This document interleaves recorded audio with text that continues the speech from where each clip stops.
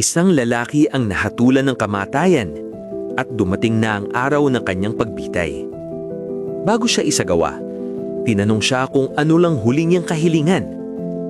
Ang ibang bilanggo ay humiling na makita ang kanilang pamilya. Ang iba naman ay humiling ng paborito nilang pagkain.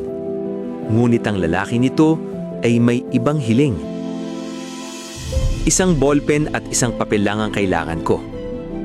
Nagulat ang mga gwardya, ngunit ibinigay pa rin nila ito. May isinulat siya, tiniklop ang papel, at ibinigay sa isang opisyal. "Pakibigay po ito sa nanay ko," sabi niya. Pagkatapos noon, siya ay binitay. Makalipas ang ilang araw, dumating ang liham sa kanyang ina. Binasa ito ng babae at agad siyang bumagsak sa sahig. Nang dumating ang pulis para mag-imbestiga, nakita nila ang sulat sa tabi ng kanyang katawan. Ganito ang laman ng liham. "Ina, kung patas lamang ang hustisya, hindi lang ako ang dapat maparusahan. Kasama ka sana rito. Naalala mo ba noong ninakaw ko ang bisikleta ng isang bata at imbis na itama ako, tinulungan mo pa akong itago ito? O noong kumuha ako ng pera sa kapitbahay at sinamahan mo pa akong gastusin iyon? Naalala mo ba noong sinubukan akong turuan ni tatay ng tama, ngunit sinabi mo sa kanya na masyada siyang mahigpit sa akin? Bata lang ako noon. Kailangan ko ng limitasyon, hindi ng suporta sa paggawa ng mali. Ngayon, binabayaran ko ang lahat ng nagawa ko, pero pinapatawad kita. Sana makarating ang liham na ito sa maraming magulang upang maunawaan nila na minsan ang pagsasabing hindi sa anak ay ang pinakamataas na anyo ng pagmamahal. Salamat sa pagbibigay mo sa akin ng buhay at sa pagtulong mo ring mawala ito. Ang iyong hinatulang anak." Pagkatapos basahin ng liham, naging emosyonal ang mga pulis. Patay na ang anak at ang ina ay hindi na kinaya ang sakit.